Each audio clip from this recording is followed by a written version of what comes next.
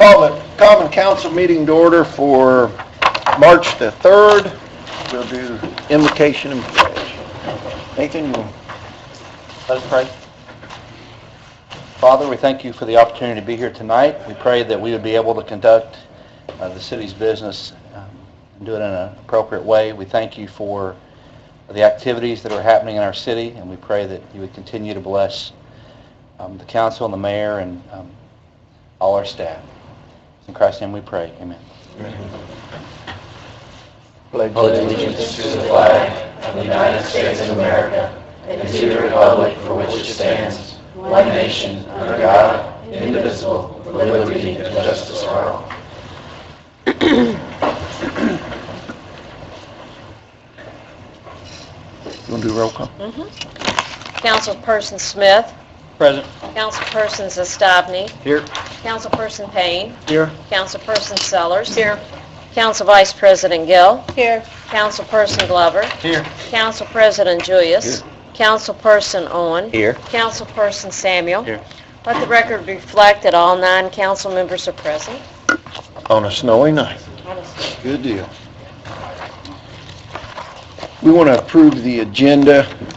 If there's, I have one addition, unless somebody has a problem. I have one addition as well. Okay. I wanted to discuss 10th Street medians. The mayor had said that it needs to come to the council, so I think we need to discuss that, whether we're going to push it to parks, what we're going to do. So we could make that 10 under new business. Mike? At our parks meeting the other day, we discussed about the 600 block of Riverside Drive and vendors, and the Parks Board at that time voted unanimously to change or add to our ordinance to prohibit vendors in the 600 block. Well, I don't think it was to change it, it was to put it on the agenda to discuss whether the council wanted to change the... But it was passed by the Parks To Authority. discuss it, but not to change the ordinance at this time. To Okay. discuss whether it's... So we'll put that under new business as 11. That's fine. Thunder. That was thunder related, right, Mike? Yes.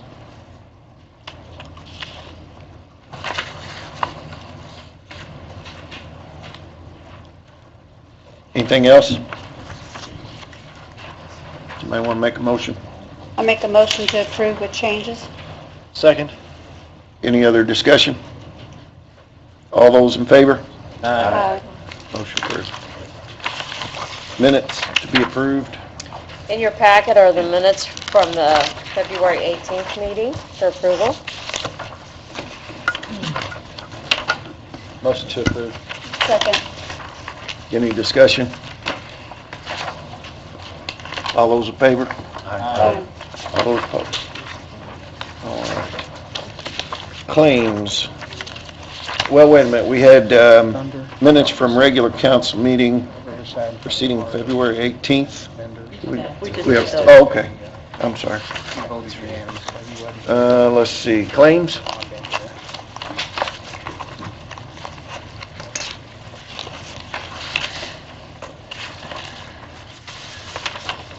Requesting approval of claims totaling $1,097,658.40.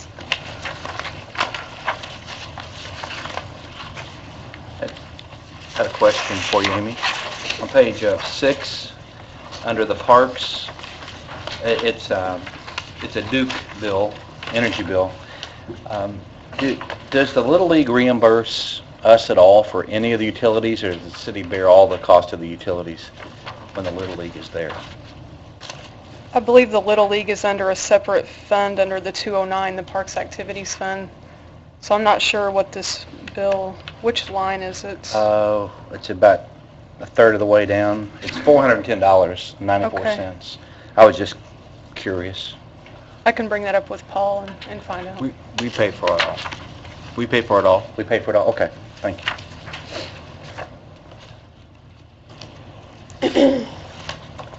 The motion to approve. Wait, are we going to move the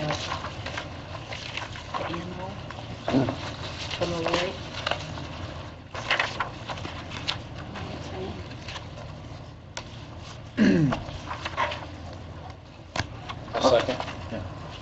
Any other discussion? We had some questions about the ammo under the police that had, I know several council people have been discussing it from the Lloyd, and whether or not that should be under Lloyd or come out of their regular funding. Which item is it? It's their ammunition, Oh, and why is that not being taken out of their normal budget?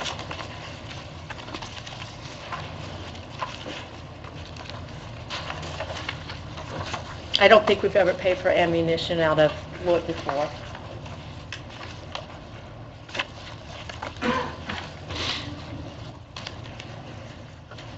do we need to move that to their general fund budget before we cut the checks? Is that what you're thinking? That's what I'm saying, unless they came to us and asked for a specific reason, but normally it should be in their budget. Either that or one of the non-reverting funds. Yeah. They have several non-reverting it could be pulled from as well. Okay.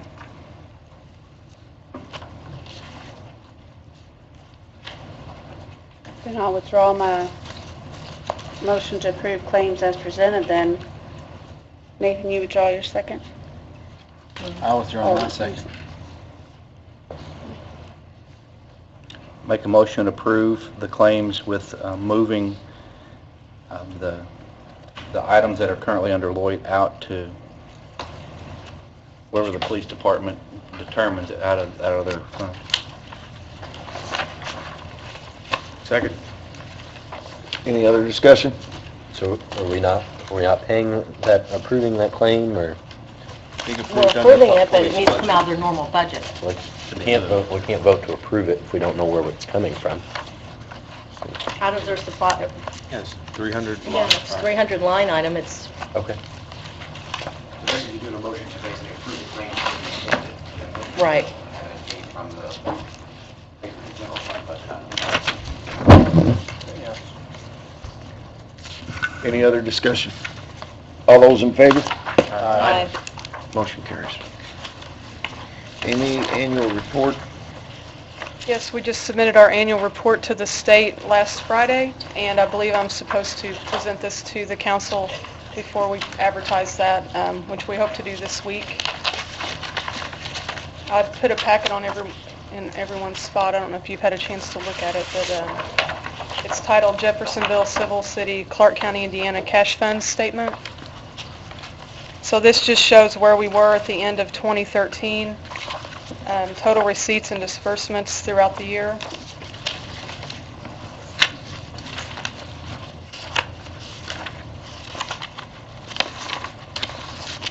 And the fifth page of the packet shows debt statement. So this is all of our bonds.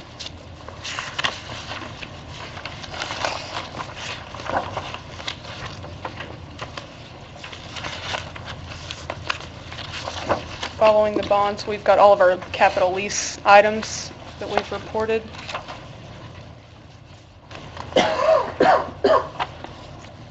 And finally, on the last two pages, we have all of our federal grant monies that the city received in 2013.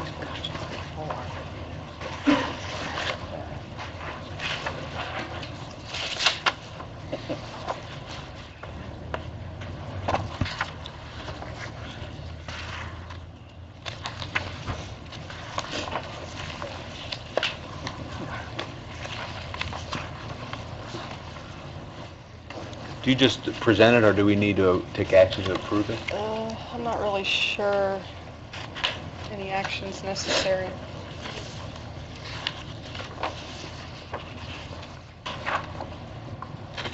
You know, Wes? I think it's a motion, proper motion. Accept. Accepting it. Accepting or acknowledging receipt. I'll make that motion that we accept the Jeffersonville Civil City, Clark County, Indiana Cash Fund Statement 2013 as being received. Second. Any other discussion? All those in favor? Aye. Carries.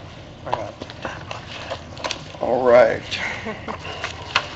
Report to the clerk. None at this time. We have any department heads reporting? You might stay close, Amy. Any department heads? Nope. Let's see. Amy. We'll have a public hearing on ordinance additional appropriations, 2014 OR 5, and I think we did that on first and second reading. Correct. No changes since the prior approvals. I think we were waiting for an explanation from Mr. Samuel on public arts. Oh, yeah. Oh, I Yeah, he's on here anyway, he don't need to be. Unless anybody else has any questions, I spoke with Mr. Samuel about my questions that I had the last meeting before now, so, and he kind of explained it, walked me through it. And so I'm okay, unless anybody else has anything. Oh. I thought that said Amy.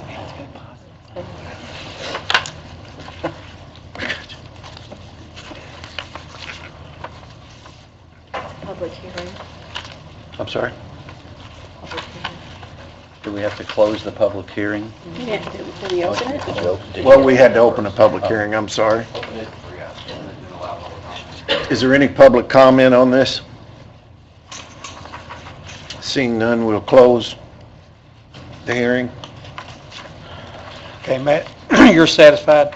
Yeah, I'm okay. Okay, then I'd make a motion to pass 2014 OR 5, and this will be on the third reading. A second. Any other discussion? All those in favor? Aye. Any opposed? There you go, motion carries. Thank you. I'm passing this around for all your signatures, please. And Mr. President? you Yes, need to ma'am. sign here and... I only signed once. All right, Lisa Gill, Josh Rodriguez, JNLA National Night Out. Josh is going to give us a little report. Remember how he had to submit that report with National Night Out after everything was done? So we, Josh Rodriguez, chairman for JNLA, we submitted our report, and the numbers, I'm just going to give them to you real quick. There was 16,124 communities in USA and their territories. 37.8 million people participated in National Night Out. We came in 37th place in Category 4 from 15,000 to 40,000 population. So third year in the world, we won the award. So we're going to pass that to you guys. And then there's also some paperwork here. So we do appreciate your support. And there's some JNLA members in the audience if they'd like to stand up.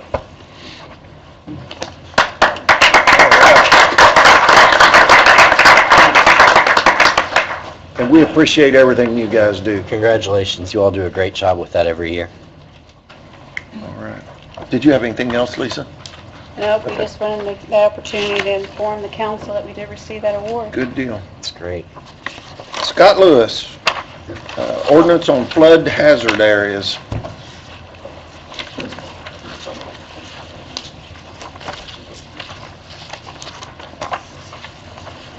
Yes, presented before you tonight, that is presented just for a first reading.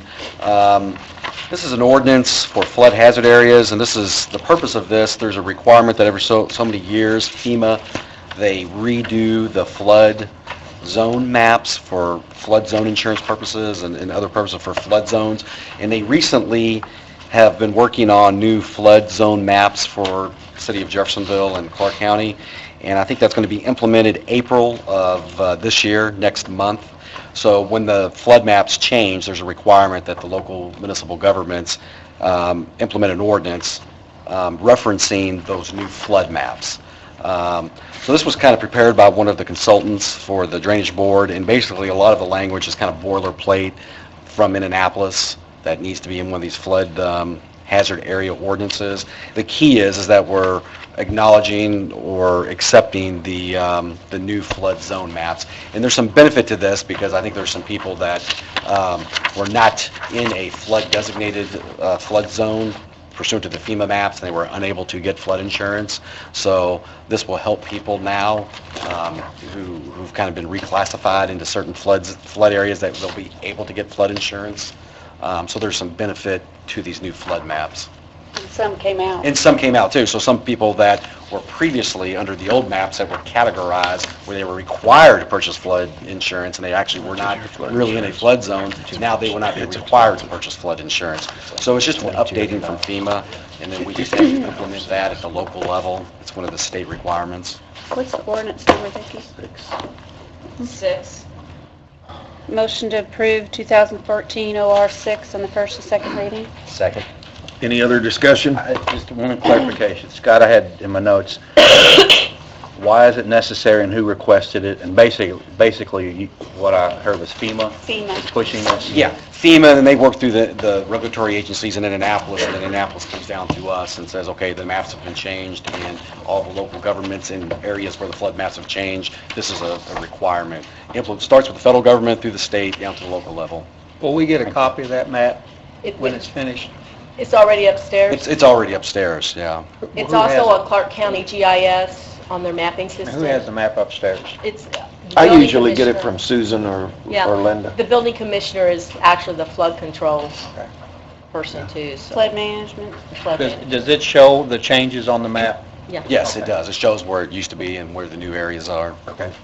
Areas that are now included and areas that were taken out of the flood zone. Are there a lot of changes? I mean, Yeah, well, they took There's a quite a few in few mine. out. Was it and about, few were Lisa, in- about 100 or so Yeah, properties? I think 100 were About 100 or so properties. FEMA, but, and also, you know, this was mandated by FEMA, but it was Christopher Burke, which was the consultant, and he worked very close with Matt Bell, as you all know, is on drainage, and they worked with Andy Crouch, our city engineer, and they also worked with Shane Corbin, which is the director of planning and zoning, but, and very closely with Russ, which he's no longer with us because he was the floodplain manager. So there was a lot of city input into this too. Did you get a second on that? Yep. Okay. Any other discussion? All those in favor? Aye. All those opposed? Thank you. All right, the next one I wanted to bring up was county vehicle service agreement. We talked about this in the last finance meeting that we had, and it's come to our attention. I think what really brought it to light was Bubby came in and said he needed a part-time person, and we were questioning whether we had, and Scott, this will pertain to you a little bit, whether we had a inter-city or interlocal agreement to work on county vehicles. I know Les was in the meeting. It came up for service work, and it also came up for fueling. And we don't know if we have an interlocal agreement for fueling. Yeah, I'm not aware of it. I mean, that's Okay. standard statutory law and standard rules by the State Board of Accounts. When you have two different governmental units Okay? that are performing services and exchanging money, that's a requirement that there should Yeah. be an interlocal agreement in place. Well, And I did verify that with State Board of Accounts. What was that lady's name? Melissa. And also, when she said that since we've got two different things going, we have the fueling, people getting, outside entities getting fuel, and then the maintenance, that we need to have two separate agreements, and everything needs to be spelled out, even with the fueling, what we are charging. Then I know the price fluctuates for the city, but we need to have, I mean, everything has to be named out and specific. And another thing that was recommended, highly recommended, that, of course, Connie and I have been going through all the claims. There's no work orders. There's really not the paperwork other than, you know, the claims that, for the parts. yeah, for the parts. And that's who going it's through a from, or what non-reverting entity fund. or whatever. And so we really need to see some work orders with that too. Scott, and this needs to be a decision here, whether we charge for labor, but I think we need to have some sort of charge for labor. And we're charging for the parts, but, you know, we need to, it's my opinion, we need to recoup some of the, you know, the man hours and so forth, and our overhead and everything that we're putting into working on the county vehicles. Maybe the county will decide that they don't want us working on their vehicles, I don't know. But I think we need to write up, or if you could draft up for the next meeting, some kind of, Well, since I also represent the county council, the same situation that came with like the animals, the dog shelter. Right. Agreement, I would probably have to recuse myself from negotiating the Okay. local agreement. Because I think before we had the Jake Elders, the county commissioners, and Yeah. Les is the city attorney. Even though the council has to approve it, but since I represent both fiscal bodies, it would be a conflict of interest for me to. Dennis, I have the question, I don't know why we are doing this. Well, Why- and that's the other question, the other part of it.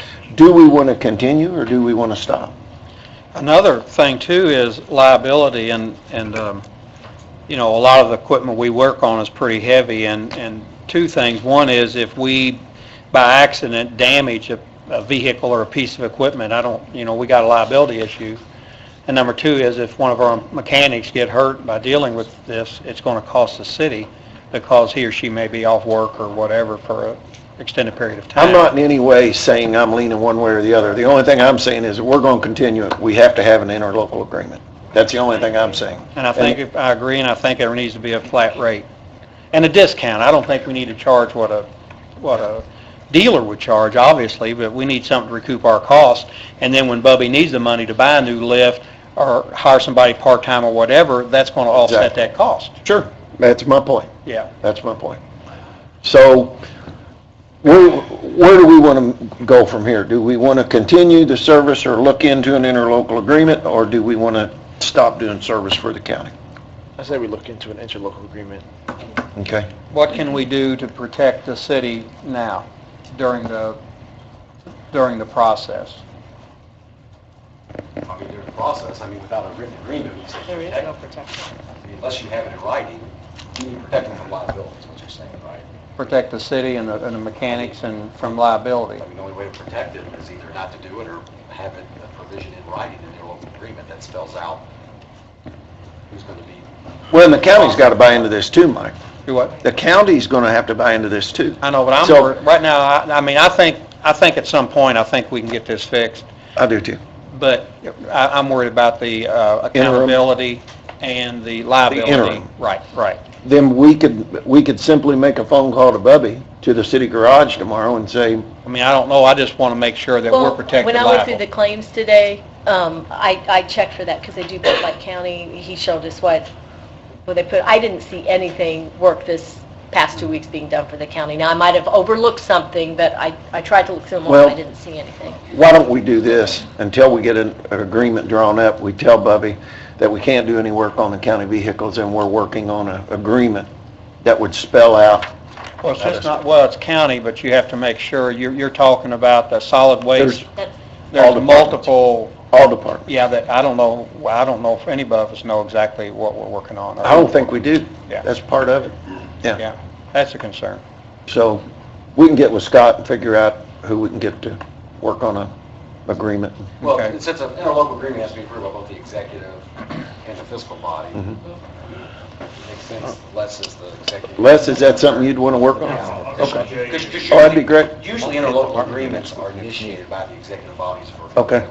The fiscal body approves it, kind of way the statutes and laws. The executives drive interlocal agreements. What happened until? It seems from the fueling perspective, I remember when that was part of it. It was a matter of bulk, the larger bulk you purchase, the cheaper the price. And so we kind of locked arms with the county and maybe some others, I'm not exactly sure, which makes sense. And there might be an interlocal. Les thought there might be. For the gas, On the fueling, do you think there's an agreement on the fueling? No, there's not. Oh, there's not. I misspoke. There's just a There non-recurring is no- fund.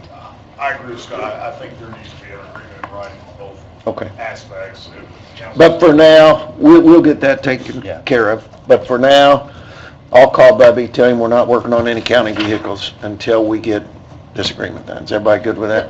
the gas one might be easier to do because I think we've got a set price in the non-reverting fund. If we could go ahead and get that one started now, so we can get Oh, yeah, that well, taken Jake. care of. Okay. Begin the discussion with him. I don't anticipate there being a problem. I agree with Cotty, at least in the fuel stand. Mhm. But, Okay. then try to report back to you at the next meeting. Les, if Okay. you're going to talk to, can you just answer a simple question I have? Why in the world are we doing this? That's all I want to know, is why we are working on county vehicles. Can anybody answer that for me? I think it's been going on a long time. I understand that, It's but I nothing want to new. know why we're doing this, because do they not have a garage? Do they not have? Well, they have a garage out on 403 or, Way out on 403, Yeah. yeah. but They have a garage and mechanics that they use. Do we do work for anybody else? What do you Live in mean? the county. other county agencies? I didn't know we did it for the county, now I found out we do I it for know, the county. there's School? county police cars No. now. Do you do it for any other entities? We don't know. I don't know, I'm just asking. I don't know. I didn't know we stored salt for the schools, so that's a legitimate question. Well, there's a service, we store salt for the schools. What else do we do? All this stuff, just, I think Scott's even told us over, before, we do need to have some type of agreements, interlocal agreements to protect everybody involved. Okay. Good deal. Good deal. So do we need to make a motion on that? I think we wait for Les to... Wait until we get the, Yeah, I think you've just given Les the direction to contact the county commissioners through Jack Elder. and start working on an agreement. Right. I don't think that requires a motion. But I mean, you talked about stop and work on the vehicles until then. We don't have an agreement. We just need to tell Bubby we're Hold stopping. up. Okay. That's fine. But that should come from Les to talk to Bubby? I mean, because That's- technically... because we don't control Bubba. Right, I understand. Yeah. Well, I think that's probably a fair point. Good. I'll talk to Okay. Bubby. Yeah. Good deal. Mr. That Vincent may sounds better. sort of light a fire under the need for an agreement. Yeah, right. Okay. All right, next item, Les, is up. Resolution approving statement of benefits for proposed real estate tax abatement for Amitral. In front of you is a resolution approving an abatement for Amitral. This comes before you upon the recommendation of the Redevelopment Commission pursuant to the local ordinance. This is a long-time business in the city of Jeffersonville. In fact, it's been here many years. Governor Pence recognized this business in his State of the State address earlier this year.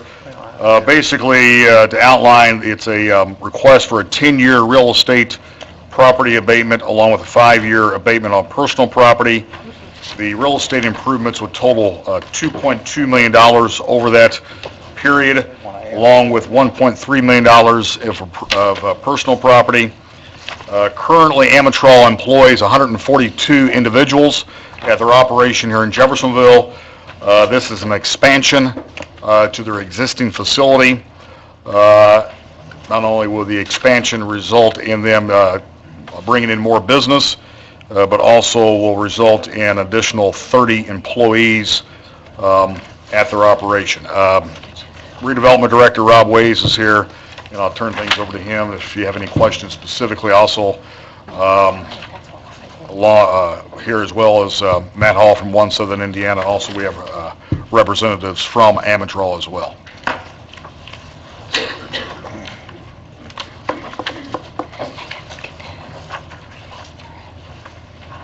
Thanks, Les.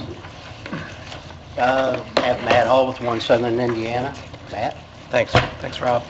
I'm here on behalf of one of our business retention and expansion clients, Amitral, and we are respectfully requesting the council support for this project through this resolution and the tax abatement. There are many reasons to support this project, some of which Les mentioned. I'll reiterate some of those. Amitral is a successful Jeffersonville business that's been here, was founded in 1978 with a global presence through a number of international locations. They have been an outstanding corporate citizen in Southern Indiana, and the President, Paul Perkins, has been an ideal community leader, giving back in more ways than I can count. I'm sure he'll talk a little bit about that. Amitral is a fiscally cautious company, so this is a methodically planned expansion project and not just a knee-jerk reaction to a market spike. They employ, as Les said, 142 of this community's citizens. They want to create 30 more jobs at an average wage of $22 an hour. That is far above the county average wage. The project would add 39,000 square feet for these at their existing 83,000 square foot facility at Northport. The project cost would be about $3.7 million. And I know that Paul is getting a little pressure, my word, not his, to put this project in one of their global locations. So we want Amitral to make that investment here. We want them to create those jobs here. So with that in mind, we would respectfully request the council support for this resolution. I'll let Paul talk a little bit about their company and business. Great. Thank you, and thank you for giving me the opportunity to come before you today, and I appreciate those of the council that had an opportunity to take time from their busy endeavors to come and visit us this past week. It was really a pleasure for me to host you, and for those of you that didn't get a chance to visit us, just to give you a little background on the company, we manufacture technical training equipment and computer-based learning software for teaching technical skills, and we sell our products to schools and industry that use them to train people in fields like energy, manufacturing, transportation, mainly for occupations in areas like maintenance technicians, operators, and engineers. Currently, we are experiencing quite a bit of growth due to some of the work that we've been doing over the last number of years to expand our efforts out into the international area, and we've had a lot of success with some of the products that we've developed in areas like green energy and industrial automation, and so we're needing to expand our operations, and as Matt said, the project is going to increase our capacity by about 50%, and as you consider our request, I hope that you'll take into account the community citizen that we've been over the last number of years. We bring over 1,000 people to Jeffersonville every year to visit our facilities, and most of them stay here at hotels in Jeffersonville, and we take them to dinner in Jeffersonville. We have been here for over 30 years. We've never laid anybody off. We've had a very stable employment picture, and that's something that we're pretty proud of. And we also have tried to give back to our community in a lot of ways. We participate on a lot of boards, the Clark Memorial Foundation, the Ivy Tech Foundation. I'm on the State Chamber of Commerce Board of Directors, also chair of the Indiana State Workforce Innovations Council, which oversees all the WIBs for the state.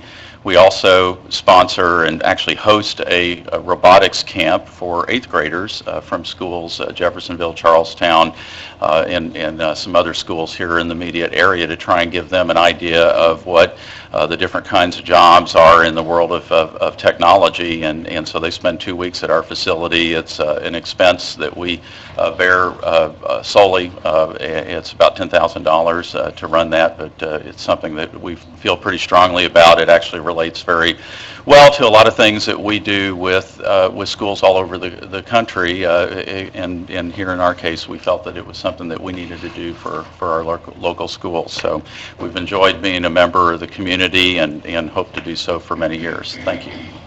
Yeah. Thank you. Thank you. Make a motion to approve 2014 R4. Second. Any other discussion? All those in favor? Aye. All those opposed? Thank you. Thank you very much. Paul, we appreciate the invitation to come out, and you were a wonderful host. Well, thank Say you. that. Thank you. As we brought up at that particular meeting there at Amatrol, they're also looking for another incentive that we brought up at the redevelopment, which was a training grant of $200,000, and it would be a matching training grant of what the state is putting together through IEDC. In order for us to process this and get it moving, city attorney advised me that we have to add this on to our project list, and then go through those particular steps. I would just like to maybe get a consensus how you guys would feel about the incentive, because I know that's a... That's up to $200,000, and the state's money is going to be used first for that project. Right. What did you just say? The state has offered $200,000 from the SEF grant, the Skills Enhancement Fund, and Jeffersonville has tentatively agreed to match up to $200,000. Okay. But they would utilize the state's money first. Okay. And basically, we need to amend the economic development plan, I assume, for Intercity Road to include this project. And obviously, any decision you make tonight is not binding on the council. It's like to have consensus and this authorization for that process, because it's a lengthy process. It starts with redevelopment, goes to planning and zoning, then goes to the city council, and then back to redevelopment, public hearing. So And Matt, just clarify, with the money that we match, is there a time frame as to when this money has to be used? Not necessarily. It's, the state typically does a 2-year training budget. So they're looking at over the next 2 years once this is implemented. So it would be, once Paul agrees that he accepts the state's incentive package, then we would look at a 2-year time frame from them. And this is redevelopment dollars, you're just changing the plan, and we're approving the plan change, making... Right, but we'll be bringing the plan to you guys, so we, I just don't want to go through all the I got you. process of maybe... Do you need some sort of Do you need a a motion? motion to go ahead? 'Cause we're fine with it. If you would just give us authorization to initiate move forward with it. I don't have an I'm issue fine with with it. So moved. I'll second to move forward. All those in favor? Aye. All those opposed? thank you very much. Thanks, Paul. Thank you. Thanks. All right. Les, you're back up. Resolution approving statement of benefits for proposed real estate tax abatement for Menards. Okay, Amatrol is an existing business. We move on to a new business, is Menards. This is a proposed project on Veterans Parkway. It's in a resolution before you to approve an abatement for the project. It's specifically on the real estate improvements over 10 years worth $9 million. The project would bring 50 new employees to Jeffersonville, resulting in nearly $2 million in salaries. And here with us today with Menards is Mike Simmons, who can discuss the specifics regarding the project. Can I make a quick statement? On the resolution I received, it says 2013, you need to make that 2014. And is this R5? This one's 5-1. Good evening, Mike Simmons with Menard Incorporated. Here before you, I know we've discussed this previously, and the Menard's intent to construct in the Jeffersonville Town Center. As Les had mentioned, the proposal is to bring roughly 50 full-time jobs to Jeffersonville and about 50 to 75 part-time jobs in addition to that, totaling about 120 or 130 jobs, with the salaries about $2 million. And I can answer any questions the council may have. Motion to approve? Second. Any other discussion? Did we say anything about NASCAR tickets? You're smiling, but Apologize. Don't put that in the... I'm just kidding. Well, he mentioned it, I just... Yeah, I know. Any other discussion, other than NASCAR tickets? All right. All those in favor? Aye. All those opposed? Thank you. We're excited to have you. We are excited to have you. All right. Les, introduction of public hearing. Notice of ordinance zoning map change for 2405 Utica Pike.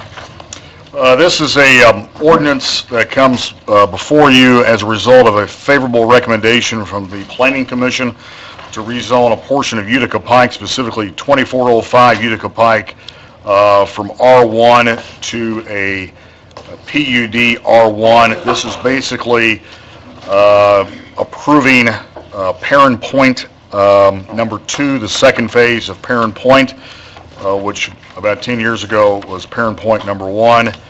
And this, again, it comes before you with a favorable recommendation from the redevelopment, or the Planning Commission, and I think has a lot of support both in the community. And as you're very well aware, there is a large historical home there, and the plan is to save that home and include that in the proposed development. And I think Jimmy Johns is here and with his representatives with the development to explain more specifics regarding the proposal. What are they going to do? My name is Gary Brinkworth. I'm the consulting engineer with John G. Brinkworth, Inc. We're located on Charlestown Road in New Albany. We did design this with the help of an architect in Maine that is very good at projects like this, and Jimmy also used, what's the fellow's name?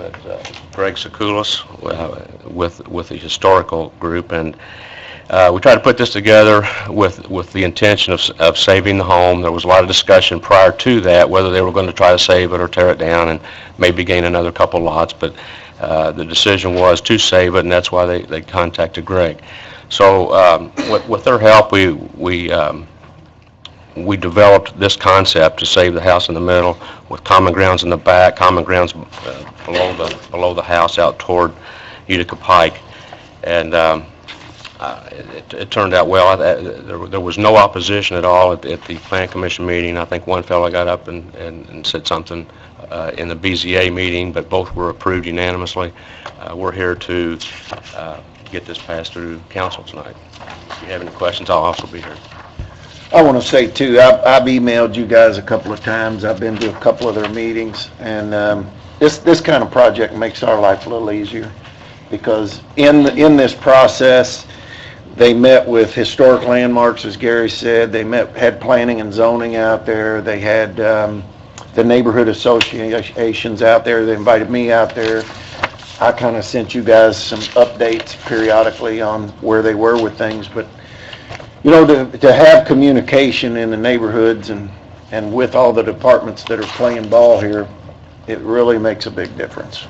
And I want to add to that too, because this is in my district, and I know the Parent Point, they're really appreciative because they have really worked well with them, and even the lady that spoke at Planning and Zoning, that I know Jimmy met with her specifically and worked with her, and I really appreciate that. This is a public hearing. We need to open a public hearing. Open up the public hearing and public comment. Is there anybody here to speak for or against this? Seeing none, we'll close the public hearing. Motion to approve 2014 OR7. A second. Any other discussion? Mike, you got any other discussion? No. Okay. All those in favor? Yeah. Aye. All those opposed? Good deal. Thank you, guys.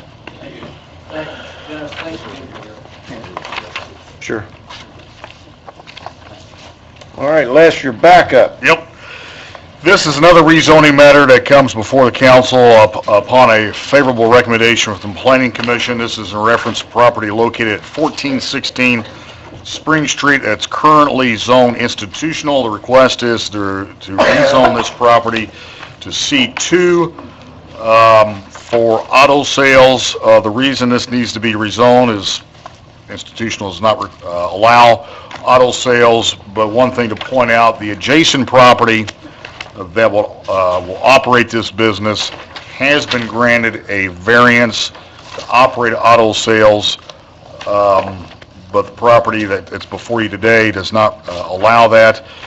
And the petitioner is Dustin Stocksdale. Is there someone here? Okay, yeah. I think Mr. Sprigler's here to... Where exactly is this? This is in Claysburg, near the Spring Hill School. And it's right behind the church that sits there, the property's right behind the Between church, which I think is 14th because and it's 15th Street. institutional. On the east side. Yes, my name is Chad Sprigler. I'm one of the partners in the group that bought the building. There's actually two. It's one building, but it's 1414 Spring Street and 1416 Spring Street.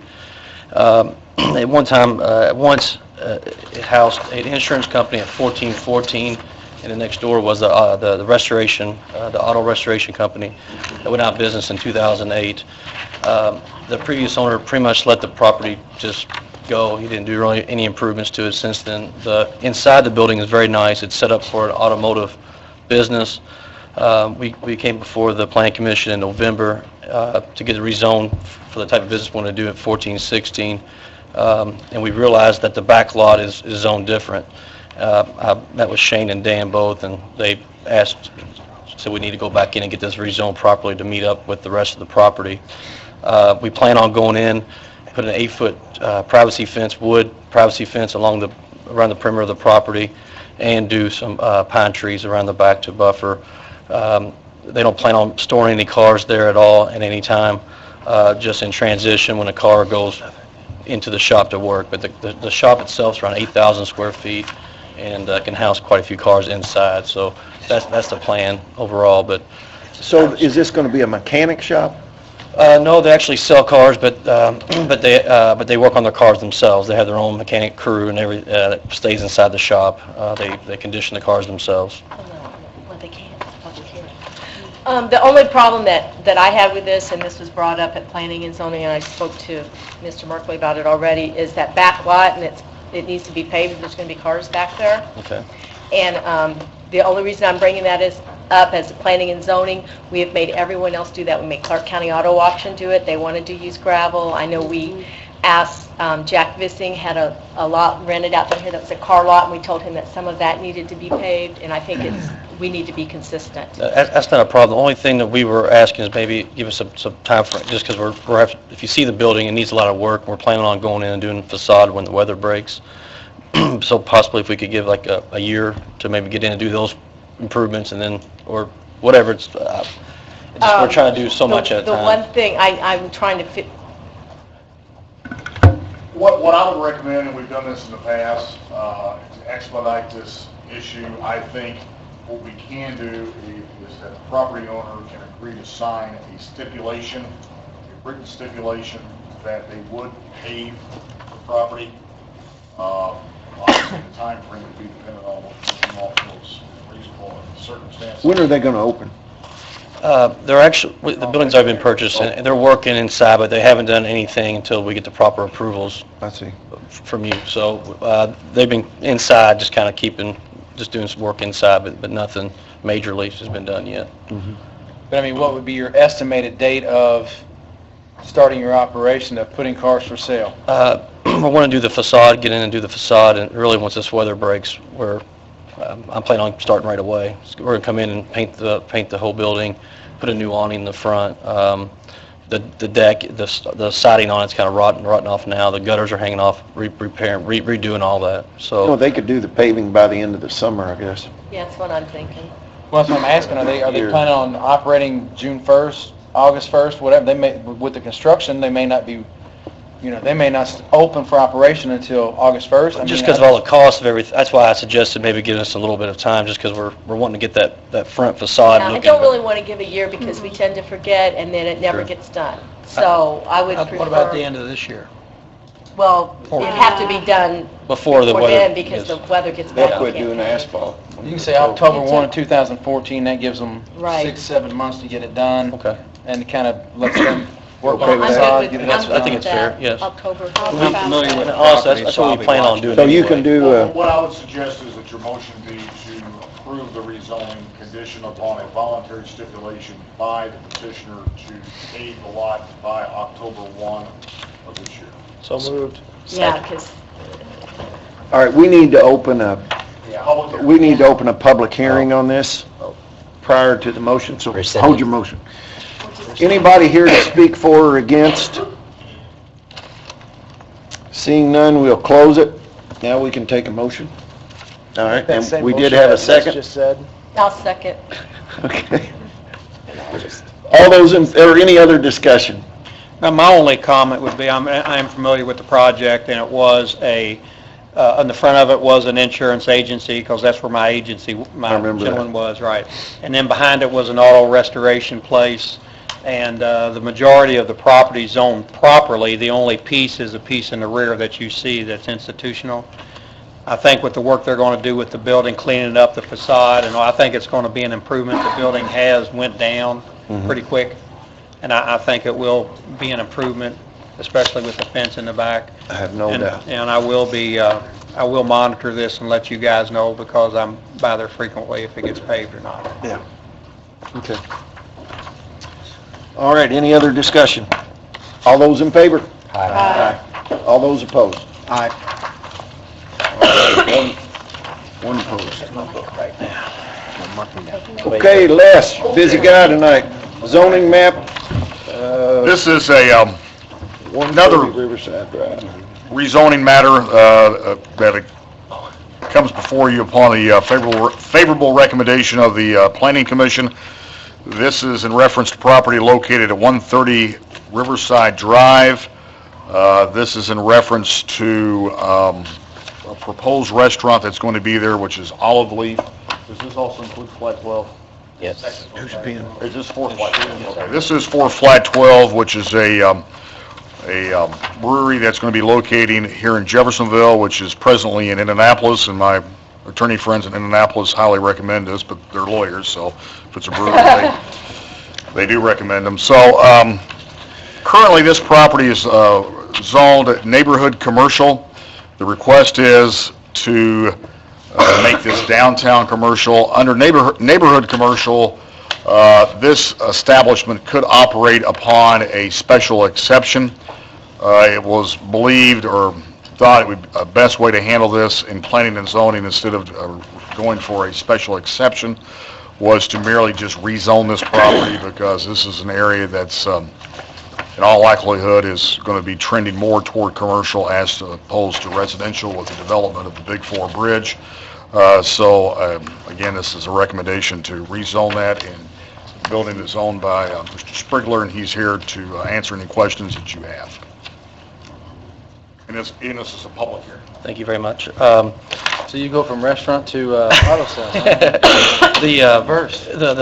The Flat 12 company, the president and CEO, Sean O'Connor, couldn't be here because of the weather. But Flat 12 is a great company. They're moved into the fifth state, which is Kentucky. They're planning on taking the large warehouse next to Olive Leaf Bistro and the smaller warehouse that sits behind it as well. Their plan is to put a restaurant in the front. We plan on going in and put a new facade on that front of that warehouse with a deck and a type of glass garage doors that open up. And then in the rear of that building, they're going to brew, and the plans even to start distilling as well. Have a type of bourbons and different things that their company's starting to go into now. So they're really wanting to bring a lot in to the building and to the area. They met with Rob and different ones with the city already, and we feel it's a pretty good project. So I hope I can answer any questions you may have. Any questions? Ed smiling. Well, I've been to their location. I could vouch that I think it's going to be a great location downtown the river for us to have in Jeffersonville. With that, do we have to do that? We need to open a public hearing. Anybody to speak for or against this? 130 Riverside Drive. Seeing none, we'll close the public hearing. I'll make a motion. What's the number? 9. Make a motion that we pass ordinance 2014-009. Second. Well, we got a bunch of people wanting to second this one. Yeah, Yeah, bourbon and... They like their beer. Any other discussion? Come on. Seeing none, all those in favor? Aye. All those opposed? All right. Amy Deering, thank you. We look forward to getting them open. We look forward to it too. They're wanting to move pretty quickly on it, so. Good. Excellent. They have really good food too. Do they? For the Americana type food. What you have before you here is another ordinance of additional. This is up for first reading tonight. Can you kind of like walk through it? Sure. What we have, the first 4 items were actually corrections to the original budget. We had budgeted the salary and some of the items for this person a little lower than what they were currently making. So this is just bringing them up to where they were. The edit item is for a vehicle lease that was not, I think it was paid well in advance, so we didn't budget for it for this year because we didn't know it existed. So it's coming due next week, I believe. Who's that? What's It's Bubby's vehicle. Bubby's. Why would that come from edit? Yeah, why is that coming Is from that the edit? That's truck? where almost all the capital lease payments are budgeted. No, That was former Mayor Mayor Oh, Callen's truck. that's right. That's, Oh, yeah. okay, gotcha. Yeah, but we used to have one lease here, just the mayor's. Now we have two, because we're still paying the mayor. Yes, correct. So are we expanding that then? Do we have other leases that are coming too that we're going to pay from? Well, how long is that lease? I Any don't idea? know that. From what I'm understanding, she said this lease has already been in effect, and she wasn't aware of it. This is a previous lease that wasn't budgeted. It out was of his that. vehicle. Because it had been paid, I don't know, Well in 16 advance. months or something. It was the mayor's. It was the mayor's vehicle. So as we get a new mayor, you don't pass off the previous The mayor's vehicle. vehicle to the new mayor? Well, but I think he bought it interim, sounds like, because I remember discussing this in the beginning of He had a 2012. diesel Dodge truck and Moore didn't want it. He bought Too a big. He didn't want it. black Chevy Don't think it should SUV come out of edit. vehicle. I- That's what happened. Do you want to pull it from edit? To me, I don't think edit's the appropriate place to pay for it.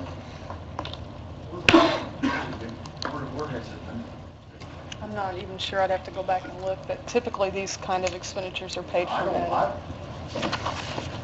What happened is, this is one of the things that when we sent out the email, Amy sent out the email and we've talked, this is one of the things that has happened that we are trying to correct now, is we were not getting copies of the leases. So, I didn't have a record of the lease, Amy didn't have a record of the lease, and therefore, the spreadsheet that we had did not reflect it, because we didn't even know about it. And I think the last controller had paid it early, and Amy was not aware of it, so therefore it never got budgeted for this year. And prior to that, after looking at it, if I'm not mistaken, it was being paid out of edit. I'm not 100% sure, but they typically are, so yeah. Well, I'm sure it was paid out of edit before because it was the mayor's vehicle before. It's no longer the mayor's vehicle. That's what we pay out of edit. That's the lease, the only lease that we should have. Normally, the department vehicles we buy them. They don't, that's like. We don't lease them. Right. Yeah. And the mayor's vehicle, I think, was the exception. It's always been that way, but I would like a little more clarification on that particular thing myself. I don't think Bubby's driving that truck, is he? I don't have any idea. I think he is. I think he is. Are you sure? Maybe somebody in his department. Isn't that the truck that has the lights in it? Are we talking about the truck that was driven up the prior mayor? Yes. Yes. It's my understanding that went to, I think, Sewer. I don't think Bubby's That's got not the one that. Bubby's driving. It's not? It was the Why don't white- we get some clarification Yeah, the on white that one Dodge, item, diesel, Okay. short so we bed could you're pull all that talking one about. out? And I'll make a That Bubby motion had to it for a approve while, but he ordinance let go. 2014 OR 10 on the first reading with the removal of the vehicle under edit. What's the rest? Okay. Can we go through the rest of the? Sure. The remaining I'll second. items are based on the fire contract, bringing them up, so that's the parity items. I think we knew these were going to have to be approved at some point. Okay. these are contractual. That's right. Any other discussion? All those in favor? Aye. All those opposed? Thanks, Amy. Thank you. I put this one on, 10th Street medians. We read, I guess everybody read in the paper the other day that redevelopment was not going to maintain the islands on 10th Street. The contract is up, and I guess we can't do a contract here at the council. So we need to discuss what we're going to push that on to parks, send it back to redevelopment. Well, I don't think it's up to us to push it on anything. This was a redevelopment project, and they can't say they're just not going to take care of it. I understand, but And it's not parks, and our street department cannot do it. They'll just Street go whack department can't everything do it. down, because they're not gardeners, and it would take too much of their time, and the Parks Department would have to hire someone else in, We'd have to have another batwing mower. Is the, so no, we got rid of this the is grass. something that I think redevelopment needs to decide what they're gonna do. You can't make it, that would be like the Parks Department saying, we're tired of this contract, it's done, we're gonna pass it off to redevelopment. You can't do that. I kind of agree. This was a redevelopment project.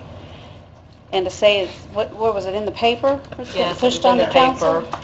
I'm I gonna, don't disagree with any of that, but what I think what Dennis is saying is that contract is up, and redevelopment has said they're no longer spending money. So we, as as a council or as an administration or whoever has to say, we're going to do this with the medians, or we're going to do that with the medians, we're not going to do anything with the medians. But it's not our project. No, I don't disagree. I'm just saying. And it's redevelopment, and they need to, they're the ones who put it in, and they need to continue. Let me throw, oh, go ahead, Mark. The Parks Department doesn't own the property No. down the median of 10th Street, so No. really, we don't have anything to discuss until something's brought to us. Right. If there's no contract, there's no contract. The city, I mean, we'll have to figure out how to upkeep the medians, but that's not going to be our function. That's not our position. That's an executive decision. Who was the contract with originally? Who paid it? Redevelopment. And they decide now they don't want to? Or- They put a 2-year maintenance contract Right, I'm just out. saying, well, but they paid it, now it's and they're over. They're saying they don't want it. Let me throw a different twist on it, just for discussion's sake.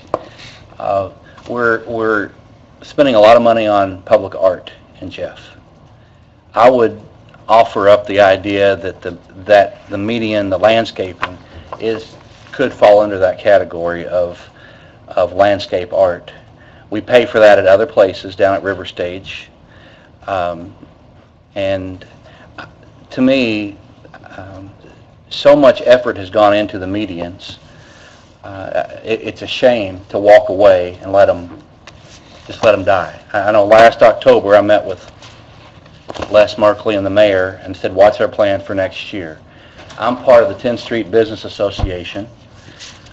They want it. We want it.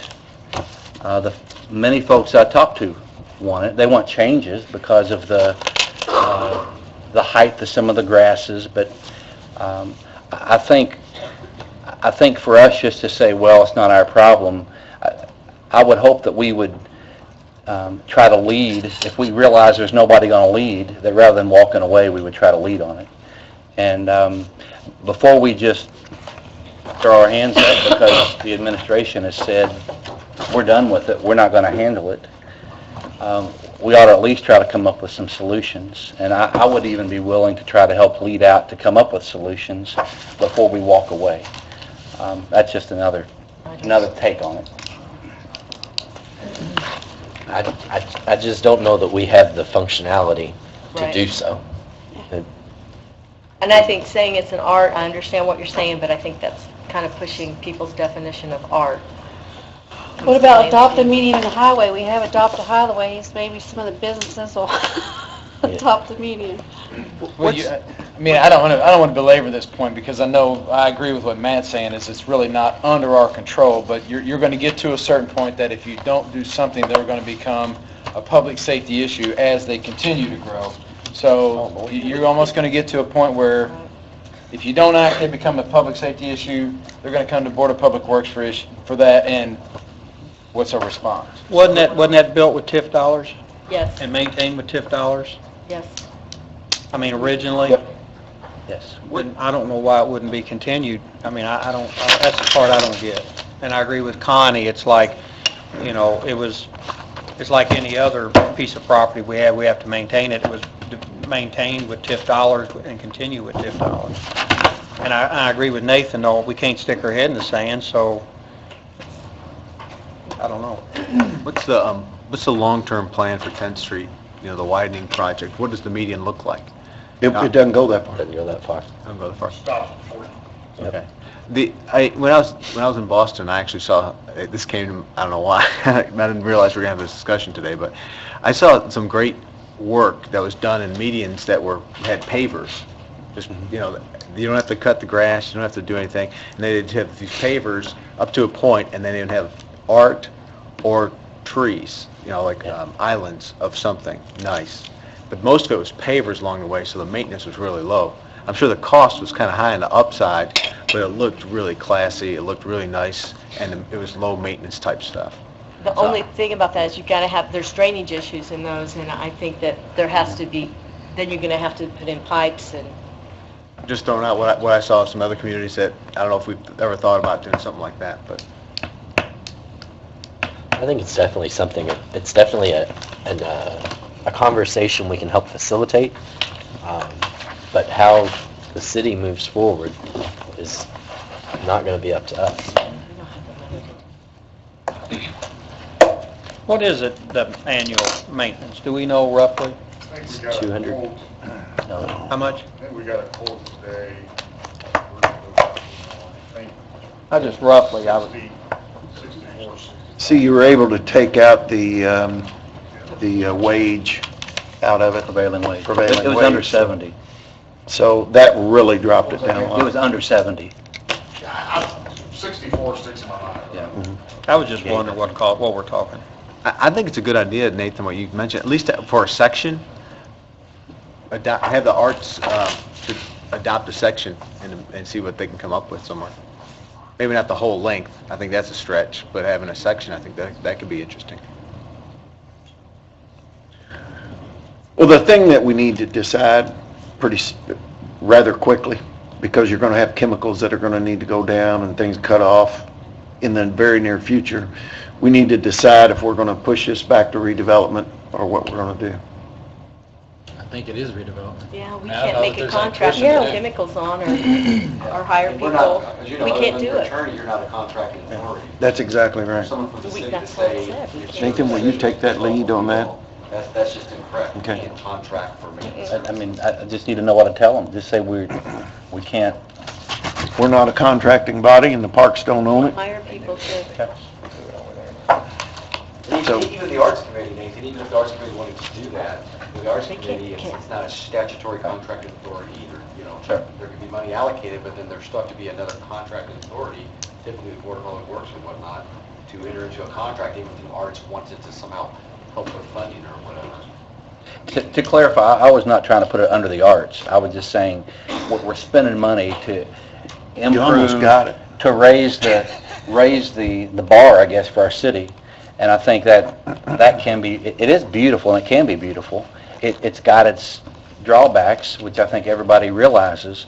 But if somebody would take the lead and say, let's just modify this and keep it, it'll cost us $50,000 to $75,000 to do that probably.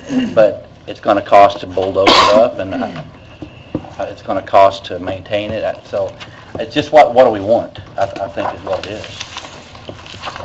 If the council goes to make a recommendation or a request, but Sure. there's no binding authority that the council can make on No. maintenance of property that. So I think that would be your I'll take it back to intro. redevelop.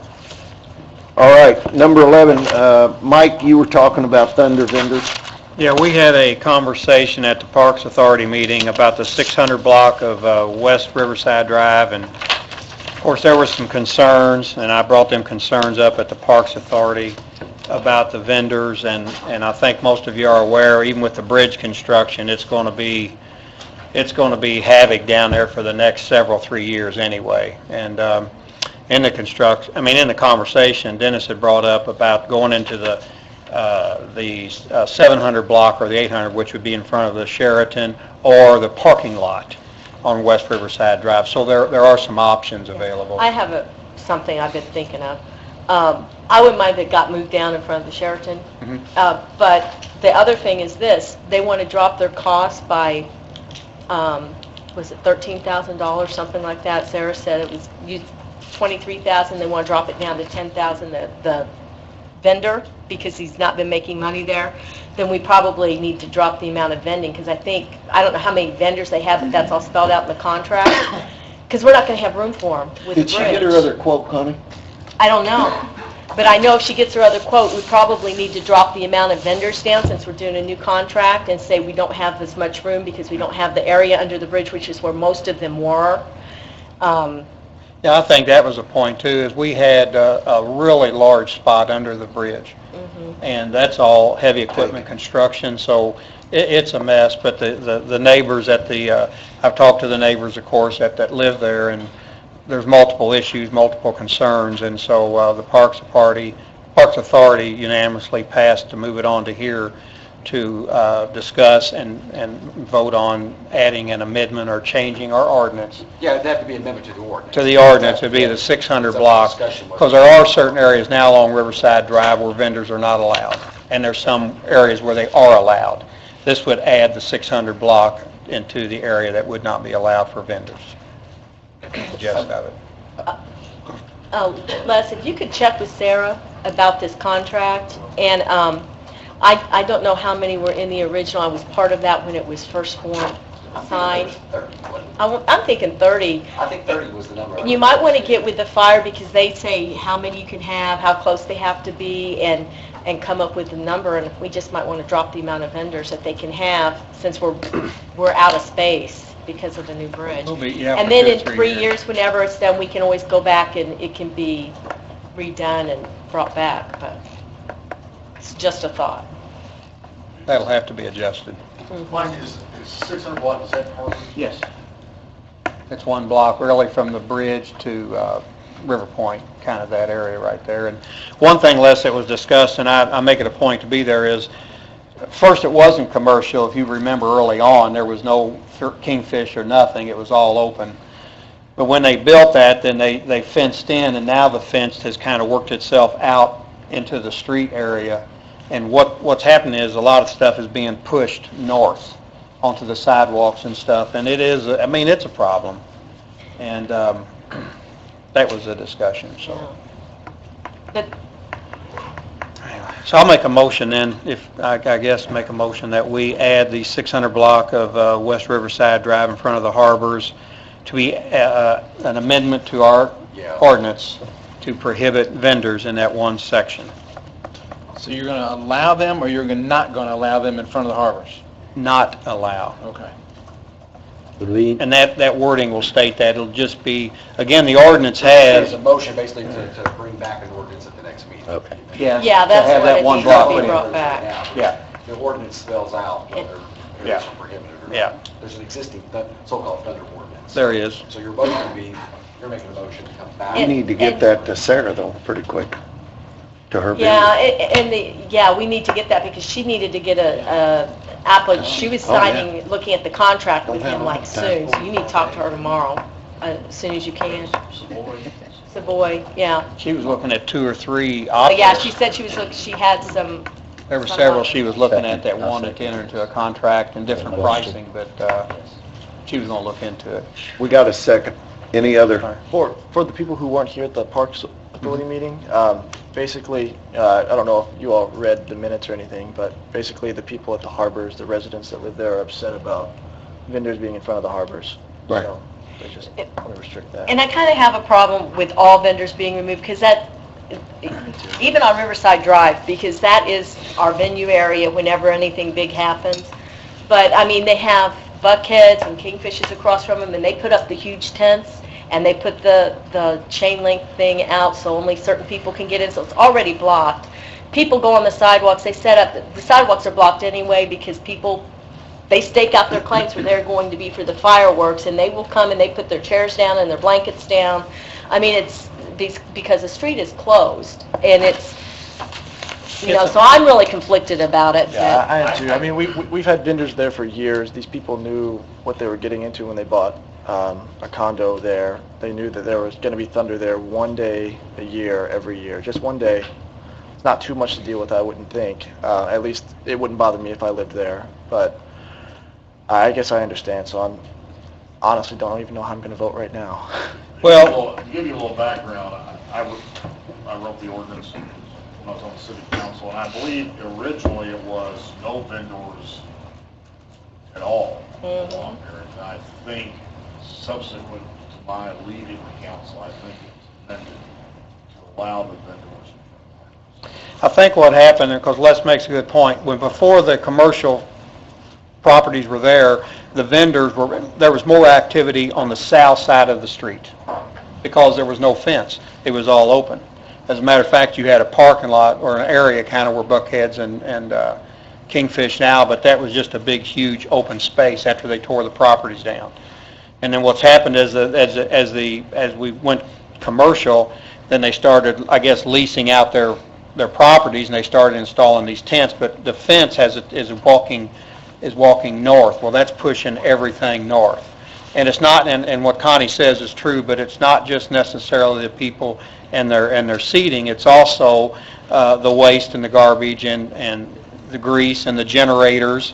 A lot of them have generators, little portable jobs that they run, and of course you got the fumes from that. So it's really, I mean, you have that everywhere when you have that type of vendor. Most vendors have their own portable units. So it's actually a little, it's a combination of all the above. Well, Mike, And, I know you had said you attended some meetings with was that well attended, those meetings with the Arbor? I mean, is it, The Harbor's, the police didn't show, but the tenants did, yes. so there was the majority of the tenants that Well, it was voiced their this? board. I don't know if it was a majority of the tenants, I don't know how many lived there, but it was their board board. unanimous? Pardon me? Was their board unanimous, or were there? Well, yeah, well, they brought it to my attention. Okay. Do we need to vote I'm acting I guess on so. their request. Any other discussion? Just to bring it back to next meeting, right? Yeah, to add this language to the, That's or, the motion. Yeah. Bring it back to the next meeting. okay. Any other? All those in favor? Aye. All those opposed? Okay. Motion carries. All right, Scott, you got anything to report? I have nothing for tonight. Okay. Nobody signed up for public comment, so we have council comment. Mr. Smith. The only comment I had, I got an email from County Council Person Kevin Vissing, and I guess, Les, maybe at the department head meeting, you could pass this on. They're going to have a PERF workshop, Public Employee Retirement Fund PERF workshop, March 18th from 1 to 3:30 at the Jeff Library. I don't know if you were familiar with that. Okay, and I don't know if, it'd be hard for the department employees, but maybe the department heads could attend that. And I don't know what kind of changes they're going to make, but anyway, it's March 18th. It's at the Jeff Library, and it's a PERF workshop, so I just wanted to... It's for people who are going to be retiring, or who's looking at retiring, and it's going to go through what the new state statutes are. Okay. So if department heads, I don't know if you could pass it on. It's not really Okay. administrative. I'm not sure what all it is, but that's all I have. Thank you. No comment. Zach? I just wanted to point out that with these two tax abatements that we approved today, we just approved 150 roughly new jobs in Jeffersonville, and I'm very excited about that. I'm happy that Menards is coming here and Amatrol is expanding. I just want to make a request that Les at the department, yeah, he's like, me again? At the department head meeting, if you could just tell everyone there, because I know Emir, I know fire, I know police, I know street department, all met 8:30 Sunday morning. And, I mean, they got way ahead of this storm. They all worked very well together, and just to give them a big old thank you on behalf of the council. And I know I called street department several times today, and everything was handled. They got very minimum calls with complaints, so they did a job well done. Fran? Thank goodness we didn't have the weather. Just echo what Lisa said, the street department did a really good job staying on top of things. Police and fire and safety all met. We really have a lot of people to be proud of and stay on top of what they do around our city. Also, wanted to mention, I learned today of the passing of local artist David Smith, somebody I met a couple of years ago, and he was, like I said, a local artist and contributed a lot to some of the local art competitions that we had around town. Actually, one of his paintings is hanging in Kim's office. It's of one of the covered bridges of Indiana, and I tried to get here today to bring it down to show you all, just so everybody could see. But she was already gone by the time I got in. But just something to be thoughtful about. Just quick updates on art. The berm that's right here, that's a half a block long, the RFP either has gone out or is about to go out, and we should see something happening there, hopefully still yet this spring. Utility boxes Phase 2 is coming this spring / early summer. Some new crosswalk art will be coming this spring. We're about to do the RFPs for downtown. That's generating a lot of positives. Good. We've been asked by redevelopment to help coordinate and select some new benches downtown and bike racks that as you come off the Big 4 Bridge. So we're working on looking at that, particularly on Chestnut right there, and the bike racks will go all around. This Thursday night at 6 o'clock, right here in this room, Scott Irick, who is an artist who does It's called Earthship Work. You can Google it. We're having something called Community Talk, and he's going to talk about structure, a bench, actually a large bench he's going to do. It's already paid for. It's he's going to talk about that, get some community input, but that's this Thursday at 6 to 8. And my last comment or statement is, I've asked Andy Crouch to come to our next meeting, March 17th, to give us an update on the sidewalk master plan. So Nathan, that kind of drops off our radar sometimes, just trying to keep it on there. what am I gonna have to do to get some of that utility artwork in my district? You'll get it. Great. Actually, we're going to do, if the gentleman will yield some more time to me, we're going to, the idea is to get at least 10 boxes, if not more, and I was going to ask every council member for one location in their district, and then ask the mayor if he has a box he'd like to do or a location he'd like to do. And potentially we can do more. It just depends on the funding, but I'll be talking to you soon. To be looking for the box. Great. That's all, Dennis. I just wanted to say that we went out to Amatral last week with One Southern Indiana, great meeting. Paul was here today. The other one that I scheduled after we gave a tax abatement last month was Voss Clark. I contacted Joe Rudia, I think it was me, who all went? Matt, me, and Connie. you. Connie, yeah. And I plan on doing some more of those this year, you know, getting a hold of companies that, you know, are good stewards of Jeffersonville, trying to get out and get I think they enjoyed as much as we do. Well, and So- Dennis, that was very beneficial to go out. I didn't even know Amatron was there. I don't know what they did, and we went out there and actually saw where Yeah. they had no place else to go, and it was very helpful to go out and see what they did, meet the people, and, Well, if there is a company that you all would recommend that you want me to contact, I'm more than happy to. So, that's it. Make a motion to adjourn. Second.